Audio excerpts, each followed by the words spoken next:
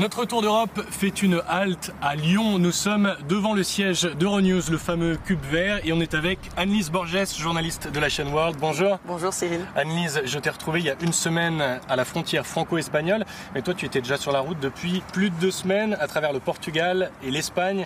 Qu'est-ce que tu retiens de ces 3 semaines de voyage sur les routes d'Europe ? Je pense que ce qui m'a plus impressionné, c'était le caractère spontané de nos rencontres avec les gens. On avait bien sûr des choses décalées, on avait des personnes qu'on devrait rencontrer, mais on avait aussi pas mal de rencontres qu'on a fait d'une manière spontanée, des gens qu'on ne comptait pas forcément parler avec. Par exemple, je garde ce souvenir des routiers qu'on a rencontrés dans une station de service en Espagne et qui nous ont dit nous on voulait bien vous parler, mais on n'a pas le temps, on rentre à la maison, on va absolument rentrer. Si vous voulez nous parler, montez dans le camion. Et on a fait, et c'était très, très intéressant. Ces gens-là, vous leur avez parlé de l'Europe. Je rappelle que ce voyage se déroule dans le cadre des élections européennes qui auront lieu donc le 26 mai. Qu'est-ce qu'ils pensent de l'UE ?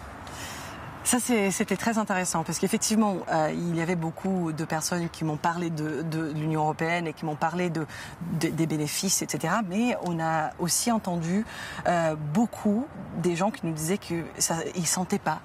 L'Union européenne, c'était quelque chose de très lointain, de très distant. Bruxelles était trop loin.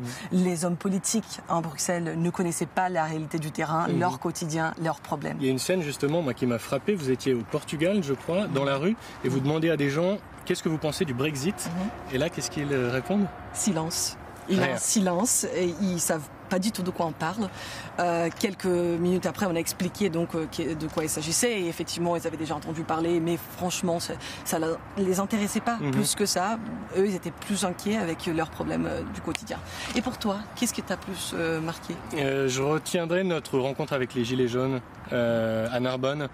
Des gens lambda qui se sentent vraiment investis. Ça fait plus de 20 semaines qu'ils sont presque tous les jours sur les ronds-points à se coordonner. Ils n'ont rien de casseur. C'est des citoyens qui se sentent vraiment investis d'une cause et j'ai trouvé ça très touchant. C'était vraiment intéressant de les rencontrer. Je te propose qu'on passe le relais maintenant. C'est l'heure de passer le relais. Absolument. Avec, on retrouve Elena, journaliste italienne, et Jack, journaliste de la chaîne World. Bonjour. Bonjour. Vous allez partir en Italie. Bon, on passe à l'italien. À quoi vous attendez-vous ?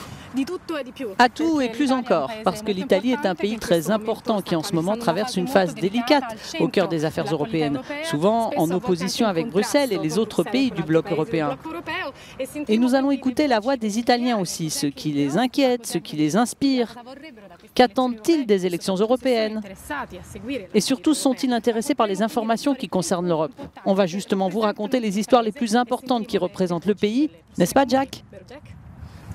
Oui, on va pas aujourd'hui à la frontière avec l'Italie et on va savoir les sujets importants de les élections pour les jeunes italiens. Suivez-nous sur Euronews et euronews.com. Bon courage, bonne route. Ciao. Ciao. Arrivederci.